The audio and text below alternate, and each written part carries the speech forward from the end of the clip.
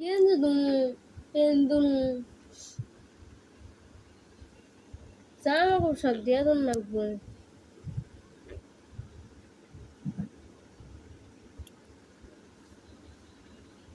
সাকিব ভাই একটা খুবই এক্সক্লুসিভ ছিল। সাকিব ভাই কি বলছে একটু যদি আপনার ফ্যান চলে এই ভিডিওটা চলাকালীন এই ফ্যানটা অফ করে দেন, কারণ কথাগুলো স্পষ্ট আপনি তা না হলে শুনতে পাইবেন না। সো আমরা দেরি না করে চলুন সেই কল রেকর্ডটা শুনি। আমি প্রথমেই কাজ করলাম আর হচ্ছে কেজিএফ এর মতো বা বাহুবলীর মতো একটা বিরাট মুভি করে ফেললাম। তো ওইরকম বিষয় না, এটা আমার কাছে মনে হয়েছে এটা একটা চমৎকার গল্প সিনেমা, এটা একটা চমৎকার প্রেজেন্টেশন সিনেমা। সবকিছু মিলে মুম্বাইয়ের team, Bangladesh team, Kolkata team সবাই মিলে একটা ভালো লাগার চেষ্টা করেছে এবং স্টোরি বেস একটা মুভি। যে স্টোরিটা আমাদের সবার বিশ্বাস যে মানুষের ভালো লাগে। প্রভাসের ইয়াসের ফার্স্ট বাংলা কি কেউ বিয়ে করার ভালোবাসি ছিল একদমই আমি ওইটা ফিল করে কিন্তু কাজটা করি না। আমি একটা ভালো কাজ ভালো লাগছে, কনসেপ্ট ভালো লাগছে, আর মার্কেটটা বড় করতে হবে আমাদের। বলতে চাই না উনি কথাগুলো বললেও আমার কাছে বলতে আমার নিজের কাছে আমি খুব লজ্জিত মনে করবো, খুব অপমানিত মনে করবো। উনিভাবেকে আমি যত স্ট্রং পার্সোনালিটির মানুষ হিসেবে দেখেছি, তার মতো একটা মানুষকে আমি এত অসহায় ভাবে কখনো আশা করি। আমার এমন একটা মানুষকে নিয়ে কথা যার একটা সময় বাবার সাথে একটা সম্পর্ক ছিল। উনিভাবে অডিও পড়েন, নিজেও শুনেছি, আমাকেও যা বলেছে। আমি আশা করি মানুষের যে কখন তার রূপ যে আমাদের মিডিয়াতে কখন চেঞ্জ হয় বলা যায় না। এটা আমার কোনো ব্যাপার না, এটা আমি এই ব্যাপারে আমি কোনো লাইফে কোনো অস্তিত্ব নেই, তাকে নিয়ে আমি বলতেই চাই না। তার সাথে আমার সম্পর্ক নেই, আমার লাইফে তার কোনো অস্তিত্ব নেই, তাকে নিয়ে তার অনধিকার চর্চা আমি কেন করতে দেবো? আমার তো কোনো দরকার নেই। তোমাদের মতো মনে করছে যে অনেকের মতো আসলে এই প্রশ্নটা হয়তো মনে ছিল, হয়তো মনে হয়েছে যে এখনো হয়তো কিছু একটা সম্পর্ক আছে, ওনার সাথে একটু বললে হয়তো কোনো একটা সলিউশন হবে বা কিছু একটা, বা জানাইলে পরে কিছু একটা হয়তো কোনো একটা হকিও বলেছে।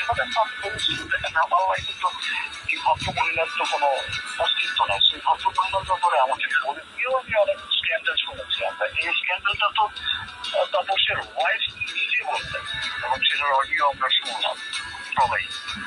আমার তো আমি নাই বলবো আমি, আর ওইগুলো হয়তো তাদের ওয়াইফরা বলেননি বা এতটা হয়তো ছড়ানোর আগেই হয়তো বা অনেক ঘটনা তিনি ঘটিয়ে দিয়েছেন, যেটার কারণে এই ঘটনাগুলো ছড়ায়। আমি দুইবারই কিন্তু এই ঘটনাগুলোয় আমি অনেক কিছু কিন্তু আমার ঘাড়ে নিয়েছি, আমার উপর দোষ চেপে গেছে, আমি নিজে চুপ করে বসেছিলাম। তাদের বিরুদ্ধে কখনো কিছু বলতে চাই, আজও বলছি না। আজও কিন্তু আমি তোমাদেরকে বলছি না যে তাপসের বউ আমাকে কি বলছে। আসলে বরাবরই হয়তো মানুষ করেছে, বরাবরই মানুষ। আসসালামু আলাইকুম, আপনারা কেমন আছেন? ভালো আছেন? দেখেন সাকিবের কল রেকর্ড শুনলেন। বুবলির হাতে তাপসের হাতে একটা ঘটনা ঘটছিল। দেখেন তার কল রেকর্ড সাকিব কি বললো, দেখছেন? বুবলি এত কত ভালো, বুবলি এত ভালো লোক, ভালো দেয় যে এর কত সুনাম গেল, সাকিব কত সুনাম গেল বুবলির। বুবলি একটা শয়তান জেনে টাকা চায়, হেনে জেনে টাকা দেখে হেনে ডুবলি মাসি হেনে যায়, তার সংসারে ঢুকে।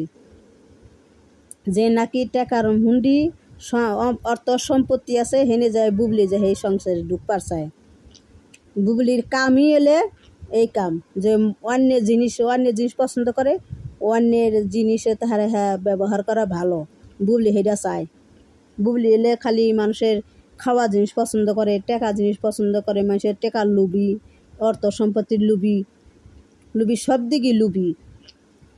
লেস কাটা কুকুর আছে না, লেস কাটা নাগাল কুকুরের নাগাল, লজ্জা শরম কিছুই না ডুবলি। তো আসসালামু আলাইকুম, আমার ভিডিওটা শুনেন আরো।